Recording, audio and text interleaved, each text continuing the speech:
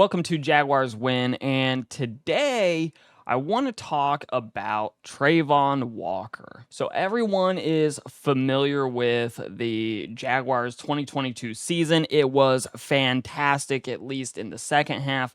Obviously, the 2-1 start was excellent. The team got off and rolling and then hit a big slump there in the sort of early part of the season before eventually rebounding and having a fantastic playoff run where the Jaguars were able to beat the Titans twice, win a de facto division championship game in week 18, and then headed off to the Chargers, or rather at home against the Chargers, and defeated the Chargers after being down 27-0. So there was a lot of great moments, really, in the Jaguars 2022 season. However, one of the not so great things about the 2022 season is just the lack of emergence of Travon Walker on the defensive side of the ball.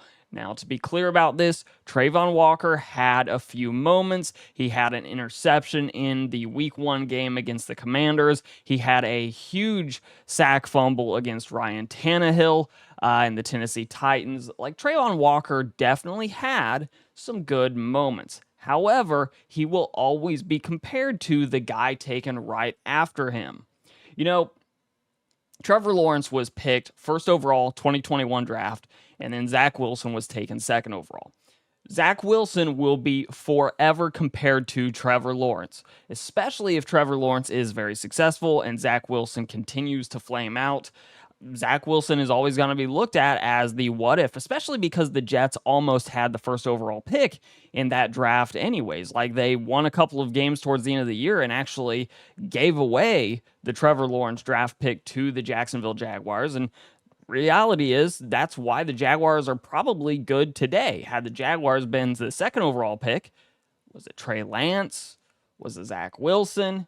Regardless, that's another discussion for another day. Similarly, Ryan Leaf, Peyton Manning, taken 1-2 at the same position, will always be compared. Travon Walker was taken first overall by the Jaguars in 2022. Aidan Hutchinson, taken by the Lions one pick later. And the reality of it is Aidan Hutchinson had a better 2022 season than did Travon Walker. Now head over to the website here and the statistical breakdown. This isn't the entirety of the statistical breakdown, but these are some of the big points here. Travon Walker, 15 games. Pretty good. 17 games from Aidan Hutchinson. He played in every regular season game for the Lions. 1 forced fumble to 0. Travon Walker, technically a win there, but okay. You know, forced fumbles are somewhat finicky of a stat. Sacks, huge difference. Aidan Hutchinson, 9.5. Travon Walker, just 3.5. Combined tackles, very similar, 49-52. Solo tackles, though, Hutchinson was better, 34-24. Travon Walker had more assisted tackles. Tackles for loss, Hutchinson wins again. QB hits, Hutchinson wins again. And I understand they are not being used in the exact same way by their defenses. And something not a lot of people are going to talk about when they compare the two.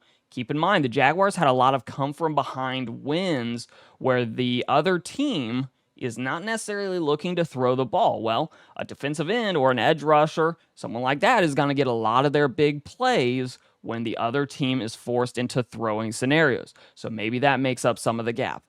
All this to say, Travon Walker statistically doesn't quite hold up to Aidan Hutchinson, and the two are going to be compared forever. Now, here's why 2023 is so big for Walker. He should take a step forward.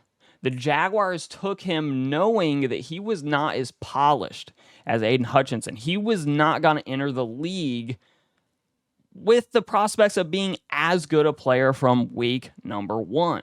The Jaguars are looking at him as a player that has a higher ceiling. So we shouldn't judge Travon Walker based on just year 1. And to be fair, he didn't set the world on fire, but at the same time, he wasn't a huge liability either.